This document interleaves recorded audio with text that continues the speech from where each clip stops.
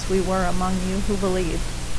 For you know that we dealt with each of you as a father deals with his own children, encouraging, comforting, and urging you to live lives worthy of God who calls you into his kingdom and glory. This is the word of the Lord.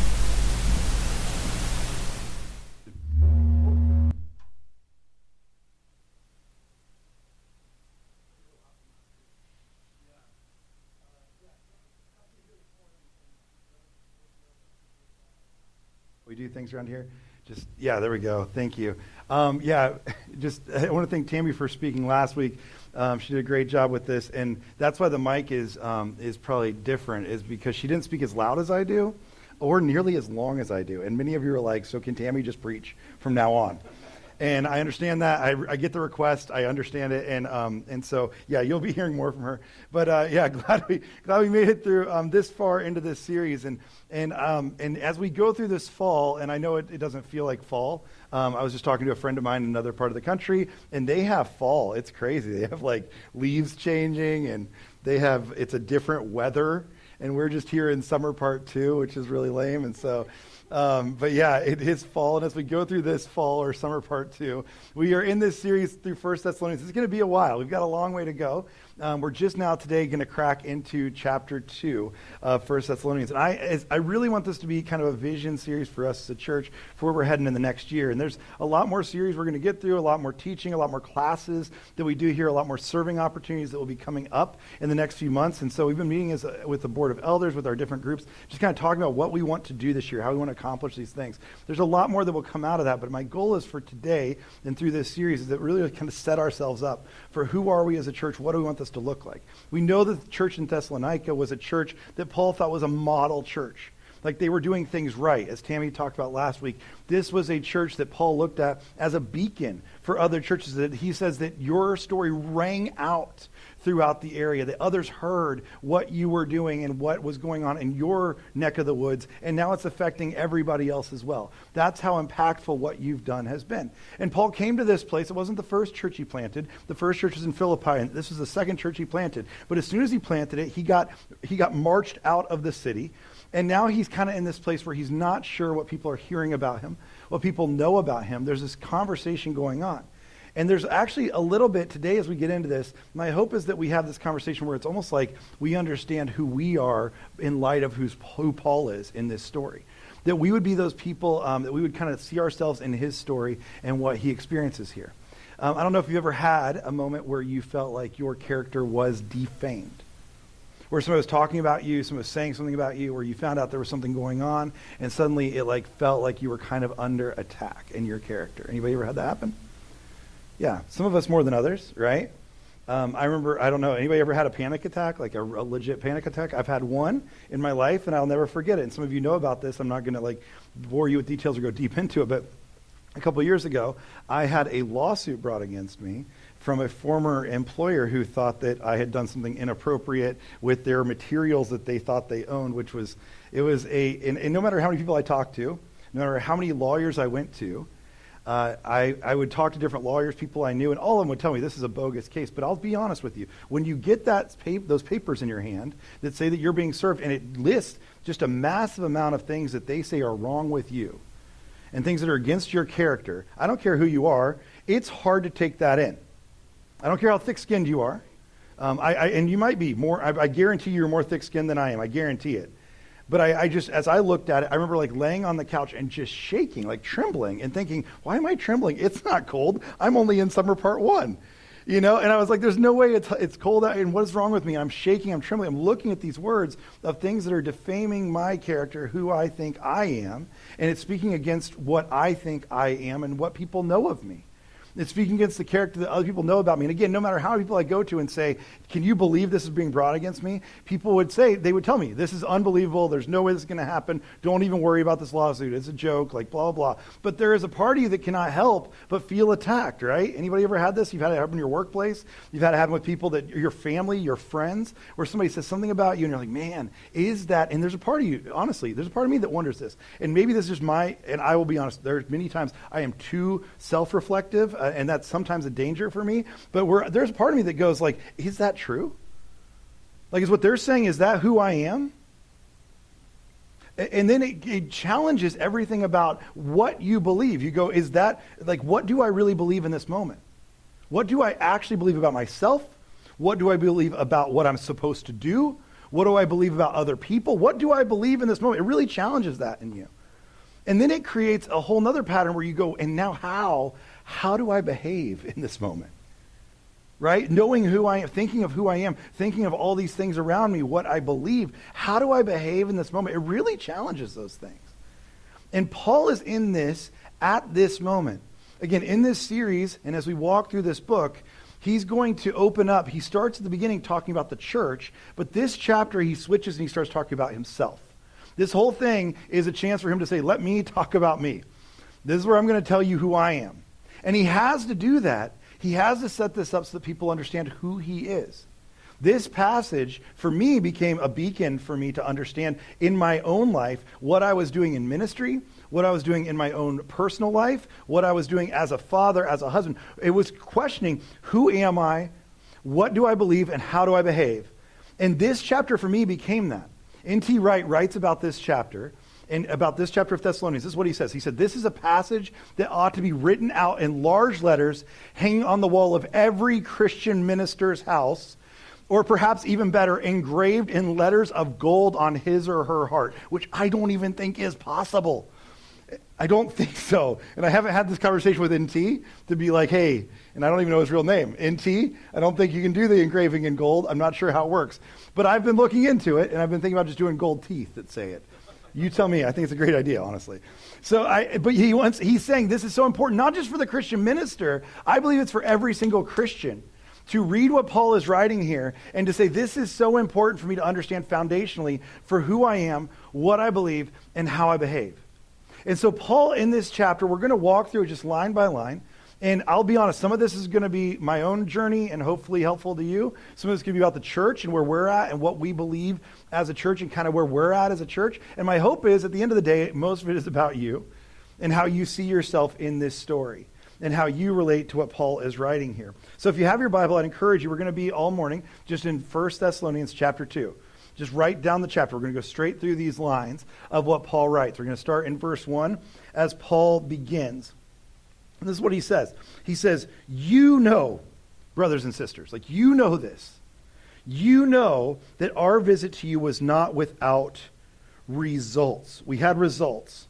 We had previously suffered and been treated outrageously in Philippi, as you know, but with the help of our God, we dared to tell you his gospel in the face of strong opposition.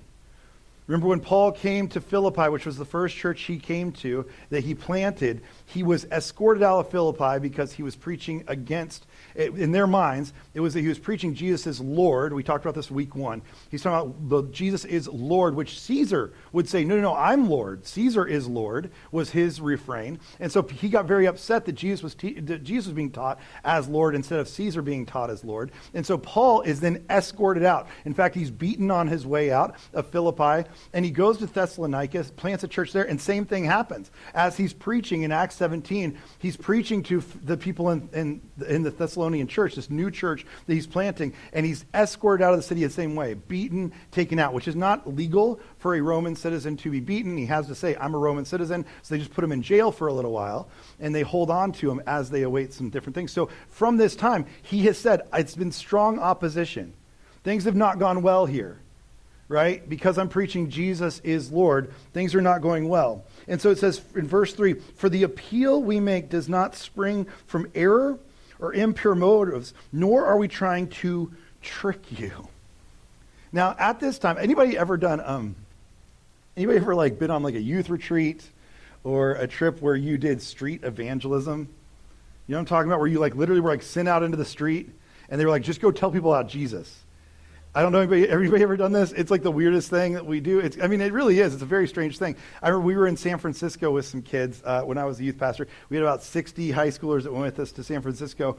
And one of the challenges was most people in San Francisco at that point living it was 2008. It was right after the market crash. A lot of people were homeless. And so these unhoused folks, we would give our kids $2 a day and say, this is how much most people in San Francisco they're living on. That was actually the average at that point, $2 a day. And we would give them $2 and say, now you have to live on $2 today, And here are the things you need to accomplish. We gave them a checklist. You need to eat breakfast, lunch, and dinner. You need to have the hygiene that you're supposed to have. You need to make it from this part of the city to this part of the city. And you have $2 to do it. And only 6 kids got murdered. And it was great. So, but like a couple were the ones we didn't like a whole lot. I'm totally kidding. So it was like, no, every kid, they did great. It was really a pretty cool experience. But the thing is, you learn, like, we were taught to go do this street evangelism. Part of it was like, you do all these things and then you go tell people about Jesus, right? And we'd send people out to street corners. Now, the reason we did that, and again, you probably have like some weird stories about it if you've ever done this. The reason we do that is actually the street evangelism model is not new to America. It's not new to you and I. This is very much the Roman culture. So in Roman culture, this was a common thing where people would go out to literally the street corner. So you didn't live in your home very much. You weren't staying in your home all day because your home was not like air conditioned. It wasn't the place where people were coming through. You had to go out into the marketplace. You had to walk through streets, and especially in Rome. Rome was known for its roads. And so they would walk through the roads, and as you would walk through the streets, you would see people. And first of all, the empire, we know, would send a lot of different messengers. These evangelists was actually what they were called, and they would go to street corners and they would proclaim the good news of the empire. It's much like what you see in Hamilton, right? When the guy from England comes over and he starts singing about how great the king is, and then Hamilton challenges him on the street corner. That's very much a Roman thing. This messenger would come to the street corners and talk about how great Rome was. But then there were also people who kind of played off of that at the time. There was a group called the Sophists. And the Sophists were people that would come in, and they were very educated, very smart people. Some people would even claim that at some level Aristotle or Plato might have been Sophists at some point, because these people were very educated, very smart. And they would come in with big words and fancy like soliloquies, where they would come and stand on street corners, and they would preach or teach this higher learning and things you should learn and smart things. And they were usually aristocrats themselves. They usually had a lot of money, and they would come stand on the street corners, and their job was to kind of sell you something. But they would do it through intellect. They were there to do this, and then at the end of the day, they would get in with the Roman culture and the bigger names in the city, and they would become more popular with those people. But this is where they would start. They were street performers, essentially, that were very educated, and they would use their words to show what they were doing. But there was another group there that you've probably heard of, still to this day we use this term, called the Cynics. And the Cynics would come, and they would also stand on street corners, and they would challenge the Sophists. That's what they would do. As they would be on the street corners, they would sit there, and they would actually challenge what the Sophist was saying. They actually took a vow as a cynic of being like very poor. They did not want the money of the government. They did not want the money of the people. Their thing was that they lived as a vow of poverty to do this, which was part of their whole thing, is like, we're against the empire, we're whatever, but they were very much showmen. They didn't use words, they used actions. In fact, many times they were known to literally defecate on sidewalks. They were known to masturbate in front of crowds. Like, they were known to just get a crowd however they could. And they would do that, and they would trick people into then supporting them. Even with those little bits of money, they would support themselves this way. And they would kind of trick people into these different ways of thinking. And so you had these two groups that would do this all the time. In fact, one of the cynics that's most famous was Diogenes. If you don't remember this, there's like a story where he was sitting on the corner. He says, "Get out of my light," if you've ever heard that, where literally it was Napoleon Bonaparte came to him, stood at his side. I'm sorry, not Napoleon. It was Alexander the Great. Stood at his side, stood at his attention next to him, and challenged him. And he doesn't say anything to Alexander the Great. All he says is, "You need to get out of my light." And so he was like known for being a guy who would stand up to the empire, to the bad guys of the day, and many people followed him. And in Jesus' day, there were lots of people doing this. Like, it was all over the place. And Paul is actually getting called, there are other writings that tell us that Paul is being called a sophist or a cynic. He's a guy who came to your town, and he had a hidden agenda, a motive, and he was there to take your money. He was there to influence you to certain things. And he wanted to try to sway you towards whether it was an empire, whether it was this cultural thing, whether it was the educated class, or just to be a clown on the side of the road. He was there for those things. For his own gain, that's why he came to you. Right? And if you're being honest, think about it for a second. The guy got escorted out of town violently. There is a reason to think like maybe he didn't do things right. Maybe he wasn't a good guy. And so he's now not there anymore to defend himself. And he's wondering, what do they think about me? How do they perceive me at this moment?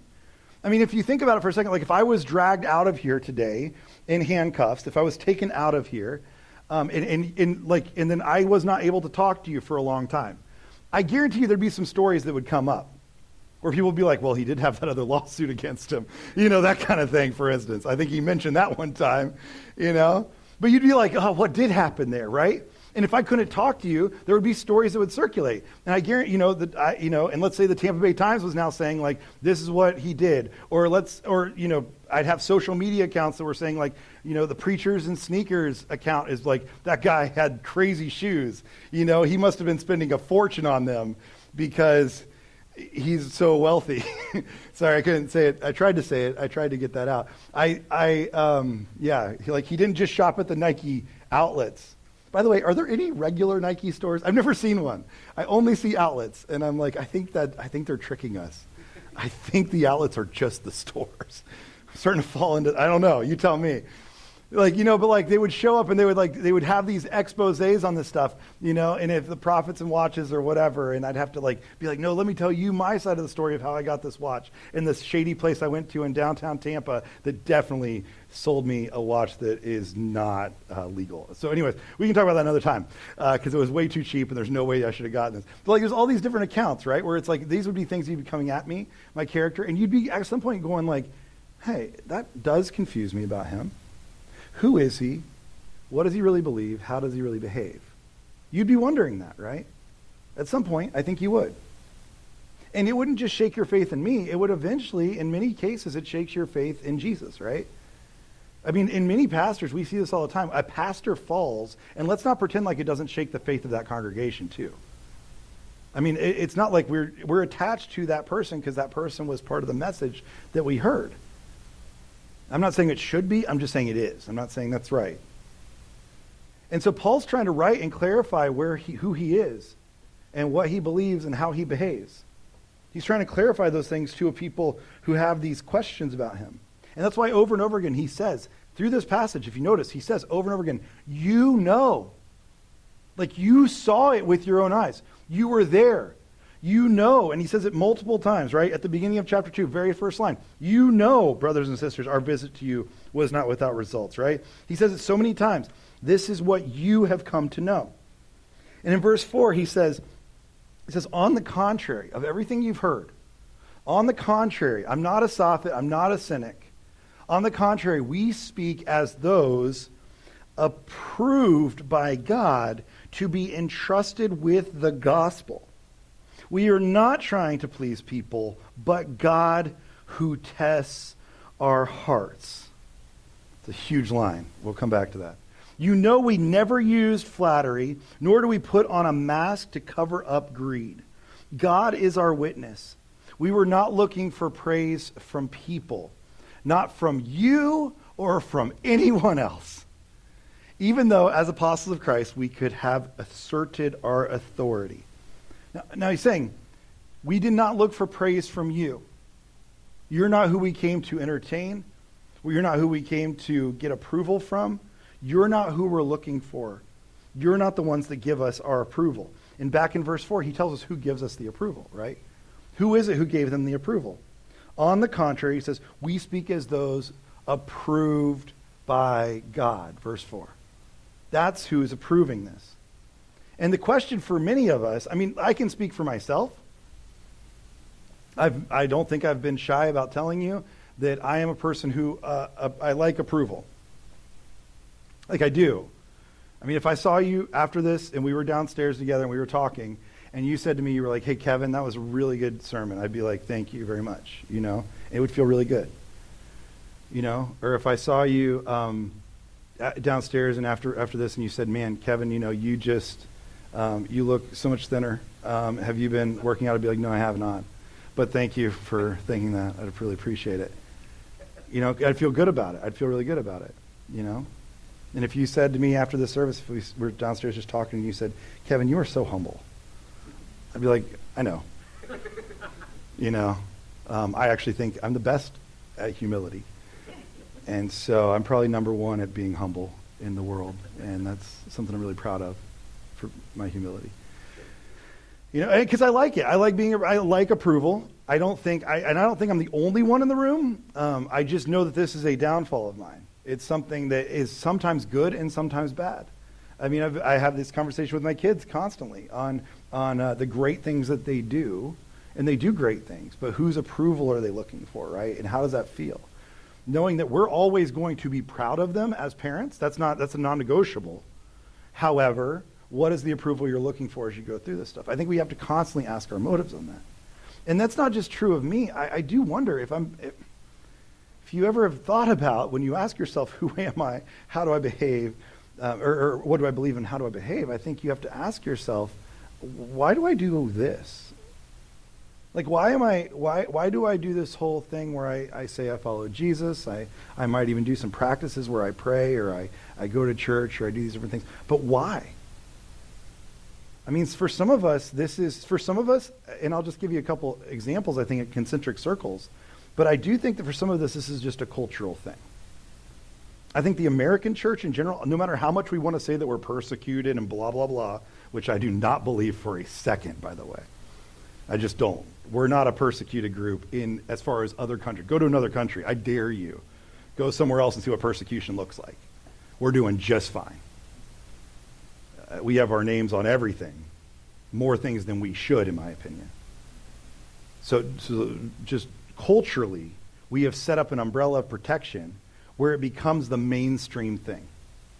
And for some of us, that's why we're here. That's why we do this. It's because there's a culture part where it's just it just kind of fits. It's just kind of this is the easiest thing. And it just kind of was part of the culture that I was brought up in, and therefore I just do this. And then sometimes that, and sometimes that's fine. Sometimes that's okay. I'm just saying I think sometimes that becomes a danger for us. It becomes this country club thing, right? Where it's just I belong into this thing because everybody else belongs into this thing. It's where we're supposed to be. Or sometimes it becomes a group thing. You have friends, and it's more just all my friends do this, and my community does this, and the people around me. And so I don't really want to do it myself, but everybody else is here. And so I kind of show up to the things. I do the things that I'm supposed to do to say that I'm doing the things. I read the books that everybody else told me to read the books on. I watch the movies. I go to the movies when it's something that's a Christian thing, so I can say I did. I go to the concerts. But it's more of a group thing, right?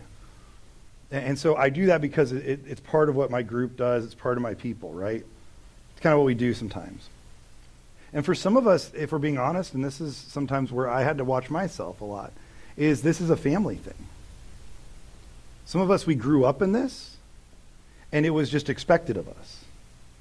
And we didn't feel like we were, that we were disappointing or that we were walking away from God as much as we felt as we were walking away from our family if we walked away from our faith.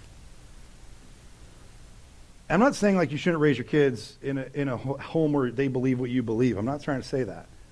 But there also has become a point for all of us where our faith is our own faith, and it's not our parents' faith, because that's not going to sustain us, right? I mean, even this week I was with my kids. We were with some people that they admire and that they look up to in a youth group situation, in a youth situation that they go to. And I'm glad for these leaders who help pour into my kids and help them understand more about the Bible and more about who Jesus is and all these different things, how to worship and how to pray and all these different things. But at the end of the day, if my kids don't grab hold of that themselves, my faith's not going to be enough for them. There's no part of me that believes that Jesus someday is what's cool is your dad seemed like a good dude, so thumbs up, bud, you're in. It's not how it works, right? I knew your dad, I knew your grandparents, whatever. And some of us, that's the way we walked into this, and that's the way we're going to finish this. It's never our own faith, it's just the faith of our fathers type of thing. And that's really dangerous for us. And I think in the culture we live in, that's what we're doing. But there comes a point when you're really following Jesus, and I'm just going to say this, there will come a point when I believe you're really following Jesus that you will be at odds with the country club. The culture around you, that everybody's just doing the same thing, everybody's swimming the same stream, and our American culture of Christianity, if you're really following Jesus, there will come some breaking points where you go, hey, American Christianity doesn't always line up with biblical Christianity. Those are not always the same thing.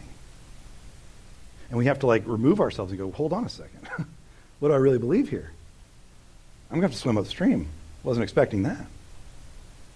Or there's times in our group where we're going to be at odds with other people in our group because there's kind of this group thing going on. And sometimes you're the one that goes, hey guys, I hear what you're saying, but also have you noticed this passage? Have you noticed this thing that Jesus did? Because it's different than what we're all talking about here.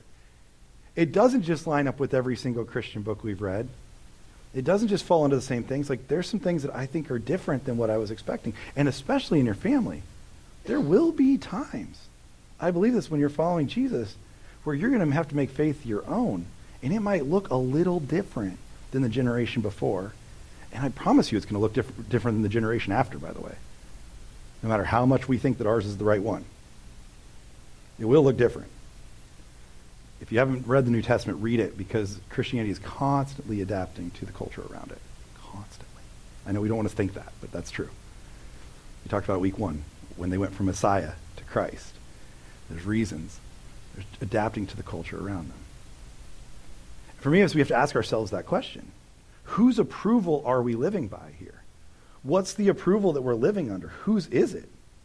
Right? Like, what does that mean for us? And again, verse 4, he says, we are living in the approval. God gave us this approval. None of you. This wasn't for your amusement. It was for the approval of God. He gave us this approval. But then in verse 6, he turns the corner a little bit. He says, we were not looking for praise from people, not for you or anyone else. Even though we were apostles, we could have asserted our authority. But here's the hinge. Verse 7. Verse 7 is the hinge of the entire chapter here, by the way. That word instead. Instead, it suddenly changes everything. It moves from what we were doing or what we don't do. Most of the beginning of this chapter has been what we don't do. This part moves to what we do. I'm not going to say it. I'm not going to say it. I'm an adult. Some of you thought I was going to say it. I didn't say it. We go from what we don't do to what we do. And so we're moving to what we do. That's what we're trying to get into here. And he changes all of what he has been talking about. And this is where he changes and he starts talking about what we do. He says, back in verse 7 there, he says, we were like young children among you. Let's stop there for just a second. We were like young children among you. Now, this is a weird word to translate, and it does mean young children, but he's not talking about that they were like infants who were idiots around them. It's not like we didn't know what we were doing. What he means by young children, he's saying we were innocent. So if you have it in your Bible, there's probably a little letter next to the word children. The letter, like, you might have a little footnote because that word's hard to translate. And the word there is actually a word, it's the word nepios, which nepios is, you might hear in there nepotism, like part of your family. It's a child is what that means. So nepios, it means, yes, an infant or a little child. What it mostly means is childish or untaught or unskilled. Like, here's what he means by that is we had no ulterior motive. And isn't it different when your 2-year-old comes up to you and hands you a little note and says, I love you, you're like, they love me. And when your teenager comes up and hands you a little note and says, I love you, your first thing is like, what do you want? Like, what are you asking for? What's the next thing? Right? I mean, anybody ever had this happen? Whereas a little bit is like, hold on a second. Why? Because we're not born with ulterior motives. We learn those as we grow. As we get older, we start to learn these ulterior motives. And he's saying, we came to you like infants. We didn't have an ulterior motive. There was nothing else going on. We came to you so innocent in this conversation. Like, that's what we came to do. We didn't have other motives behind the eyes or behind our actions or behind our words. We had a completely pure motive. That's what's great about infants is they have that.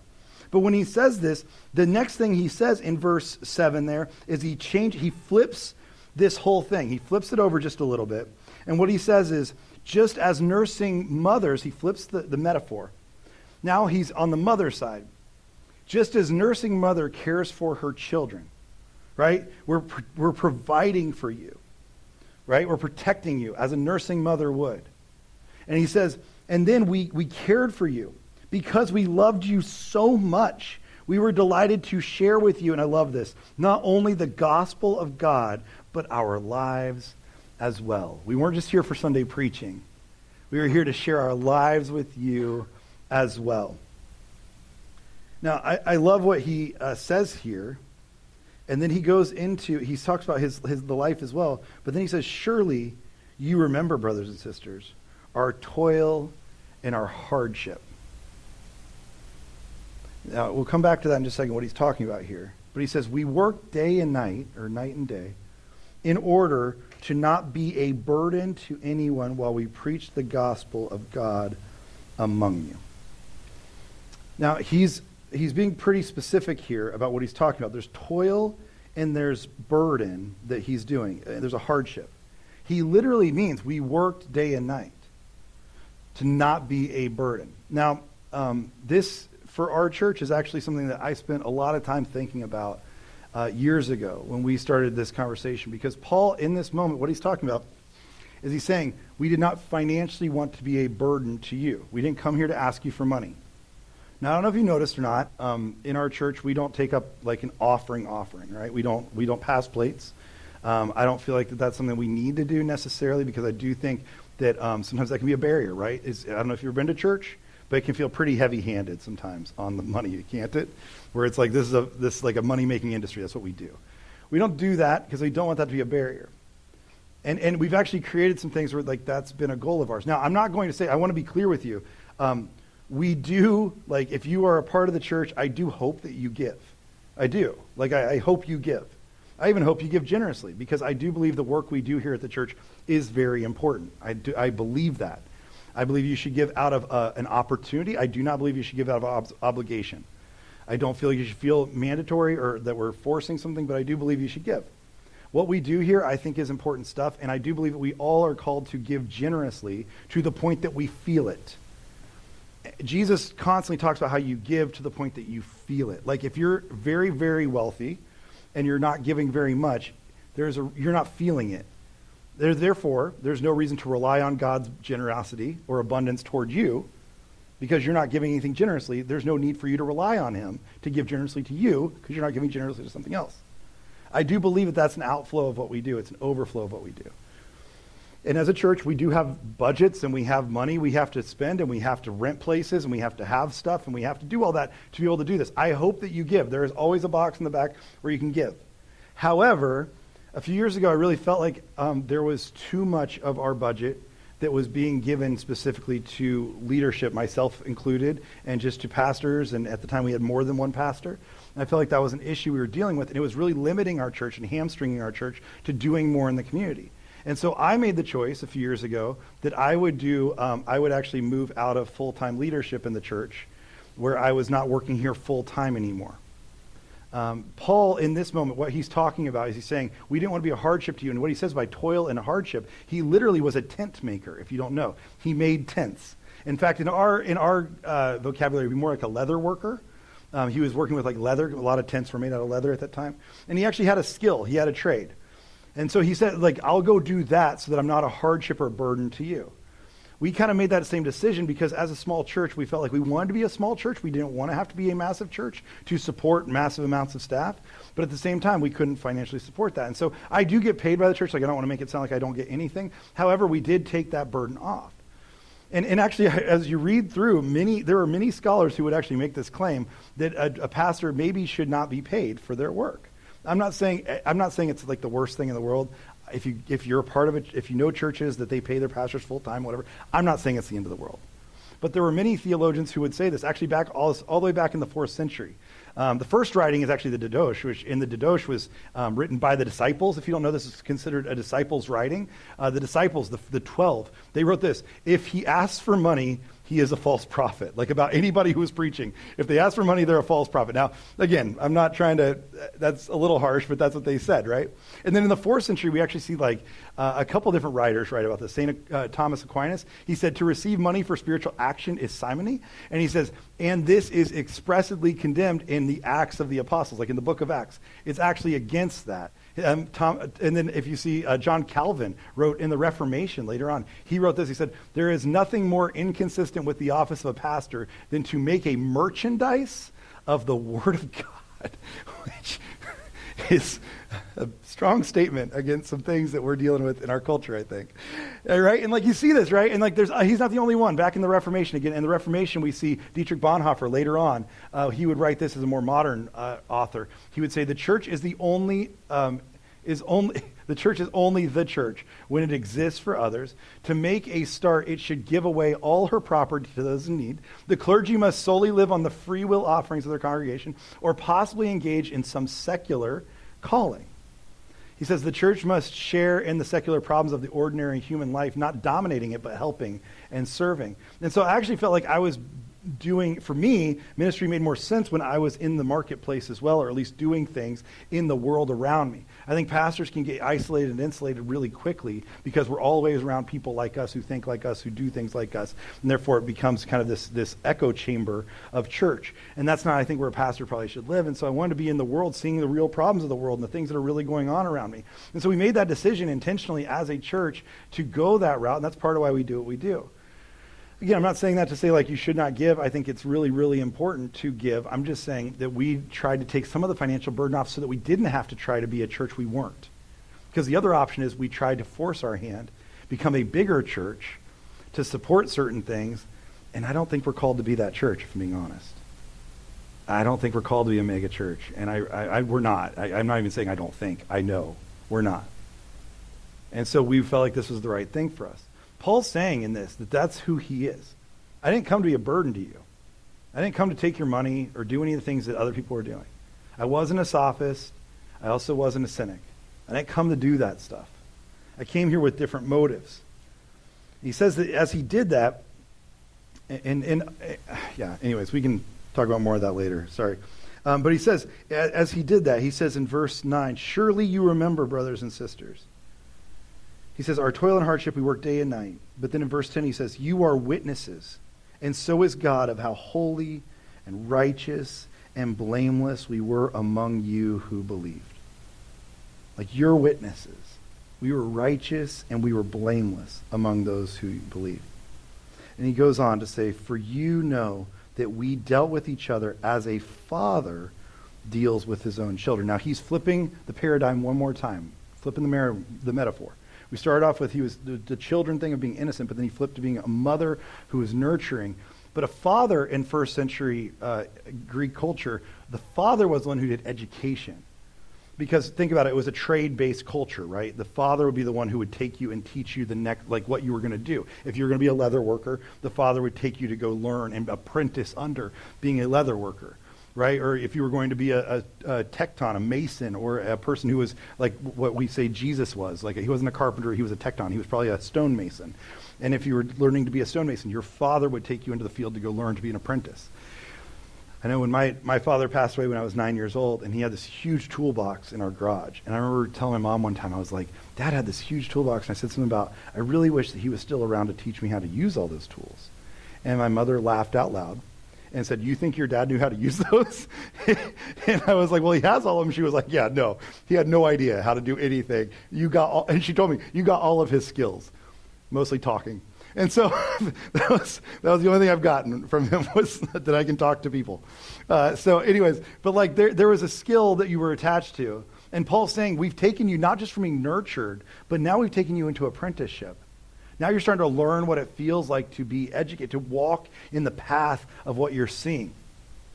And so he takes that to the next step. It's the next logical progression. Now, whereas a father deals with his own children, encouraging and comforting and urging you to live lives worthy of God, who calls you into his kingdom and into his glory. This is the progression we talk about at Restoration all the time, is that I believe you go from being consumers of the church to contributors of the kingdom. And that's what's happening here. We were consumers. We were once being literally like we were nursing from this person because we needed them to give us everything. We were consumers to all the way to being contributors. Now you are the ones who are living lives worthy of God. You're the ones who are doing that. We're just here to encourage you and urge you to live those lives worthy of him who calls you into his kingdom and his glory. Now, as we read this passage, I'll just say, like, again, this is a biography of Paul's. I don't know if you read biographies. I don't know if you enjoy them. I've read a handful that I really like. There's some great ones. I mean, every year I try to read a biography. Last year it was The Washington's Crossing, which was really, really good. Year before that was Team of Rivals. Anybody read Team of Rivals about Abraham Lincoln? Phenomenal book. You should read it. Like, really. Team of Rivals was about how Abraham Lincoln won his election and then asked all of the people who ran against him to be on his cabinet. He wanted a team of rivals, people that weren't from his party, people who did not agree with him. That was his cabinet. just saying, there was some really cool stuff. I felt very pertinent. But there was like this really cool thing to see, like what that could be like. There, Bonhoeffer, that biography is amazing. If you haven't read that, Unbroken, absolutely read Unbroken about Louis Zamperini. And so when I read a biography, like I don't know if you are like me, but when you read one, the hard part is you're just reading someone's story.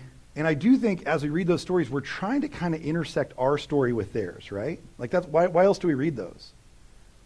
Right? Why is Hamilton such a huge deal for us to go watch? It's a biography, right, of a person. Why is that so interesting? Because I think we're trying to find our own story in their story. How do I overlay my life with theirs? How do I find the same things? Like, where does my life kind of look like their life? And I think that's why N.T. Wright and others would say this passage is so important for us, is because it's a biography and we have to lay our lives against this and say, well, how do we fit into this mold that Paul's telling us about? Like, how do we become people that we know what we believe and we know how we behave and we know who we are the way that Paul knows in this passage? I mean, Paul tells us over and over again that he wants us to follow him. Like, he is an example for us, right? I mean, you see it in 1 Corinthians chapter 4, right? He says in 1 Corinthians, he says, therefore I urge you to imitate me. I want you to follow me, right? Or he says it in Philippians chapter 3. He says, join together in following my example, brothers and sisters, right? Just as you have us as a model, keep your eyes on those who live as we do. Like, look at what we're doing. We do want you to follow us. Follow us as we follow him. That's actually what he says in 1 Corinthians again in chapter 11. He says, follow my example as I follow the example of Christ, as Tammy mentioned last week. Like, follow me as I follow him. Now, to be clear, as you follow Paul, I do want to be very clear about this. He does lay out a biography for us and a way for us to follow. However, I do want to be extremely clear that Paul is not Jesus. And I think many churches confuse the two. Sometimes we find ways that Jesus fits into Paul's theology instead of finding ways that Paul fits into Jesus' theology. Like, there is a little bit of a difference. And we have to look at Jesus' model first, because Paul is not Paul if Jesus is not Jesus. Right? That's just the way it works. Jesus is still Jesus even if Paul is not Paul. But the other side doesn't work. Matthew Henry says it this way about these quotes. He says, he would be followed himself no further, we're talking about Paul, than he followed Christ. Like, you only follow him as far as Christ goes. Christ's pattern is a copy without a blot. I love that. So is no man else's. Like, nobody else has done that. Only Jesus has that. We should follow no leader further than he follows Christ. That last line, by the way, we should follow no leader further than he follows Christ. Like, I don't know if you have like decorative pillows in your house or whatever. I would put that on there. That's as good as it gets. We should follow no leader across the board in any arena further than they follow Christ. And man, we are susceptible to that one all the time, aren't we? And Paul's even saying that in this passage.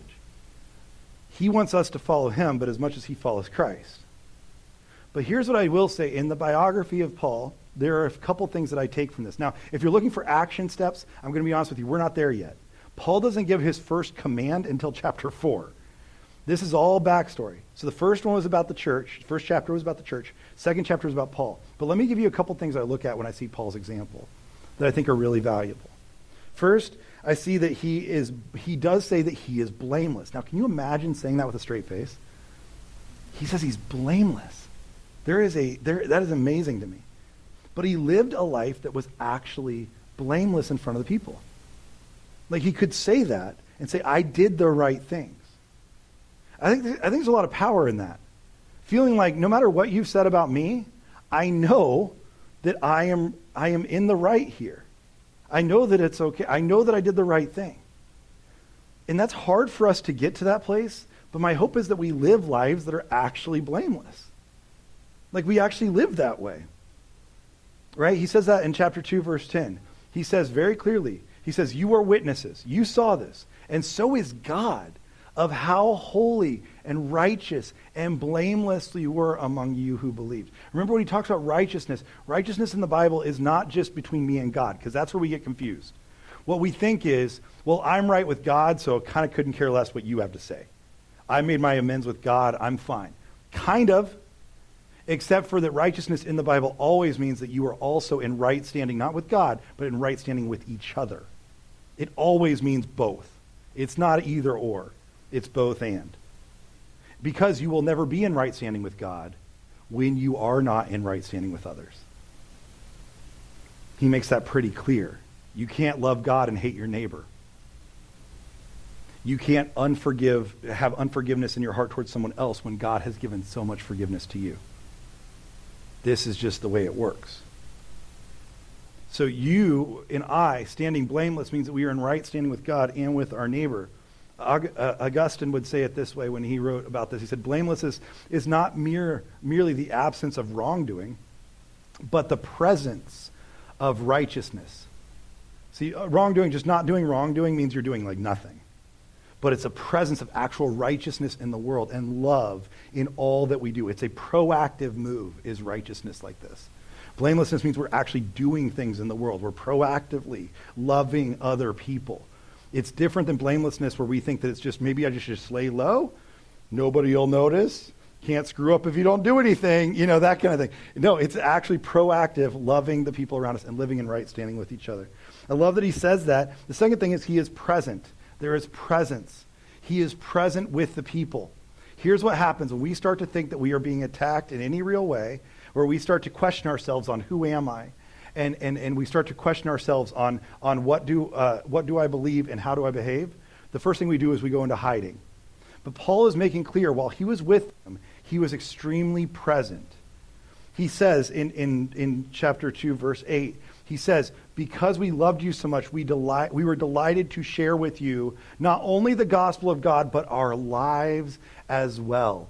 We still showed up. We showed up day after day with you. We were actually present with you. We were in person with you, right? There's a great quote by Jonathan Edwards, who was a famous pastor in the Reformation and right around the Enlightenment. Jonathan Edwards wrote this. He said, I love this. If a minister has light without heat and entertains his auditory and learned discourses without a savior or any appearance of fervency and spirit and zeal for God and the good of souls, he may gratify itching ears and fill the heads of his people with empty notions. I love this light without heat. Like I think about a few years ago, we were driving through, a couple years ago, through Wyoming, and there was a massive wildfire up on the mountains. And there was a wildfire that was burning, and that happens every year. It's not really uncommon. But as it was burning, we were looking at it from so far away, and we were like, man, look at that massive fire. We could see it from a massive distance because it was a huge fire, but the truth is, we were so far away from it that we could see it. We could see the light, but we couldn't feel the heat. Like we weren't close enough to it to feel heat. Many of us are so influenced. This is the whole Christian celebrity thing that we fall into all the time, and even just celebrities in general. Remember, celebrities are people that have power over your life without proximity to your life. They're not proximate to you, but they have power over it. And this is what we do a lot of times, is we think that just the light is enough, but there's got to be close enough to feel the heat too. And I love what Jonathan Edwards says here. And I'm not just saying this about ministers like your pastor. I think for each one of us, you can preach your word on Facebook or whatever, but until you're close enough for people to actually feel the heat, it doesn't count. That's just light. It's not heat. For many of us, we think like, well, I do the things, I go to the church on Sunday morning, I do the things I'm supposed to do. But the reality is we're not proximate enough with other people when they're hurting, when they're grieving, when they're mourning. We're not proximate enough for them to feel the heat. We just think we're putting out the light.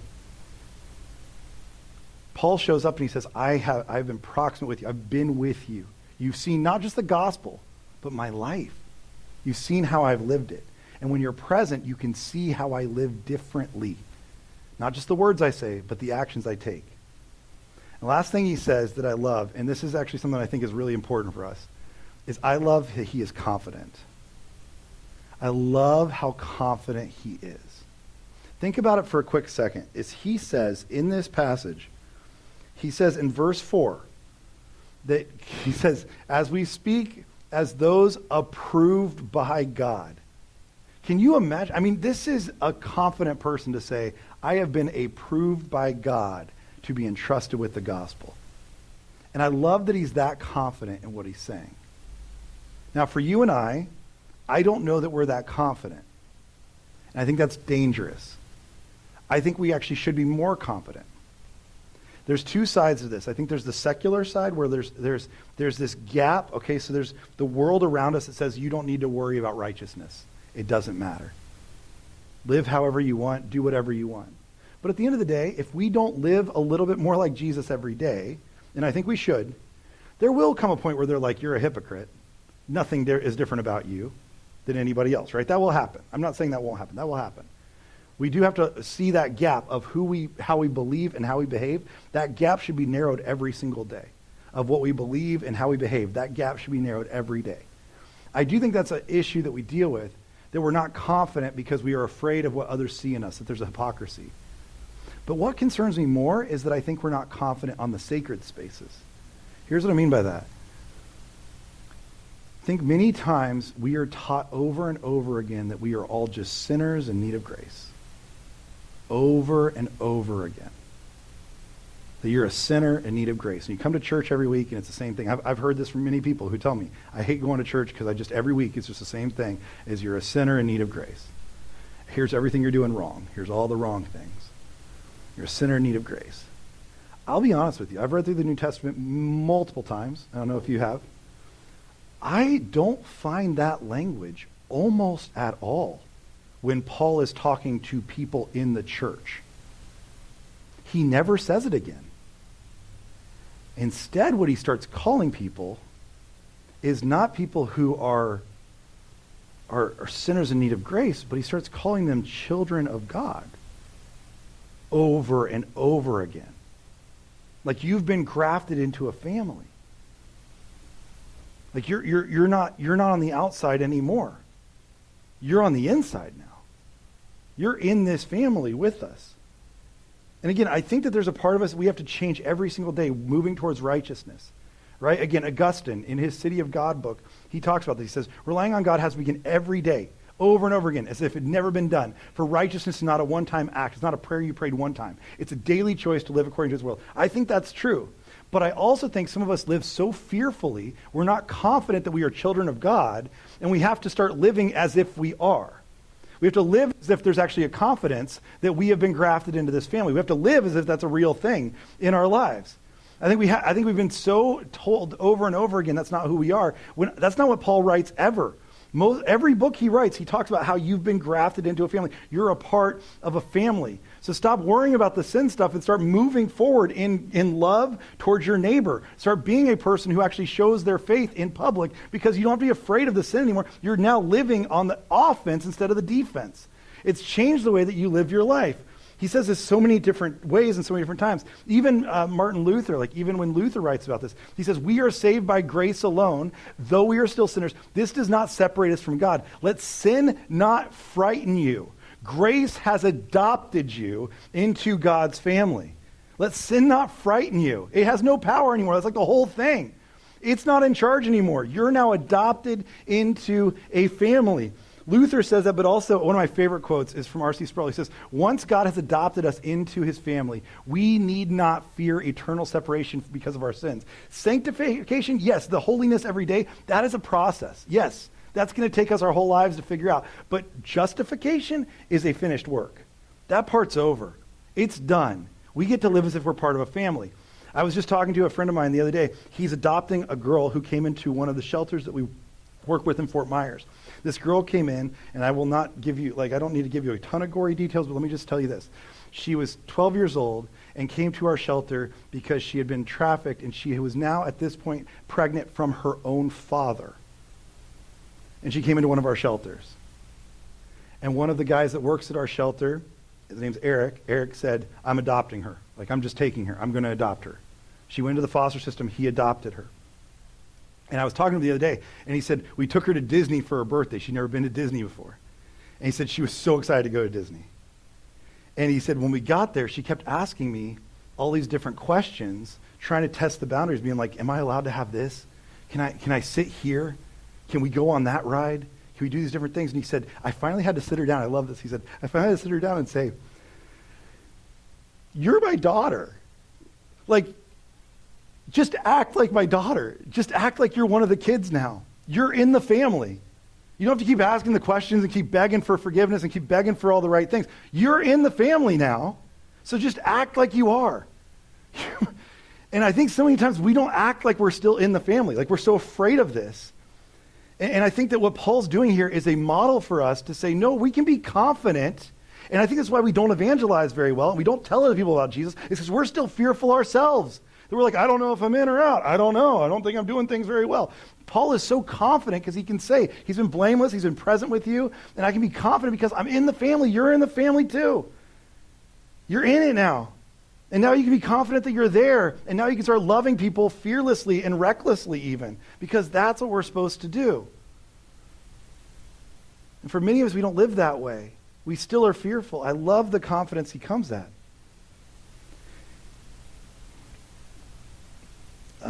There's a couple more things. Augustine, again, as he writes about this, he says it this way. He says that God does not merely forgive, he adopts.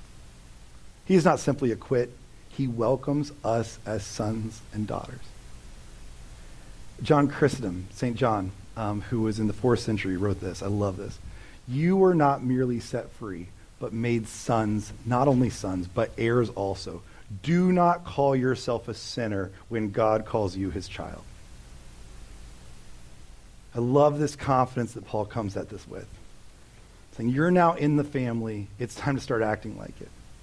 And so when people question, and you even question, who am I? Guess what? You're a son, you're a daughter of God. What do I believe? When others are attacking you about what you believe and you're starting to wonder, what do I believe? I believe that I have been saved by Jesus and I have been called into a new life. And how do I behave? Is I love people. I just love people the way Jesus would do it, not the way my family or my society or my group would, but I love people the way Jesus would. That's what I do. So I'll live blamelessly because I know that I've been equipped and called by God. In chapter 1, verse 4, Paul says, he says it this way, he says, we know, brothers and sisters loved by God, that he has chosen you. And that's why in chapter 2, verse 4, he can say, on the contrary, we speak as those approved by God, that you and I are now entrusted with the gospel. That's what we can take from Paul's example.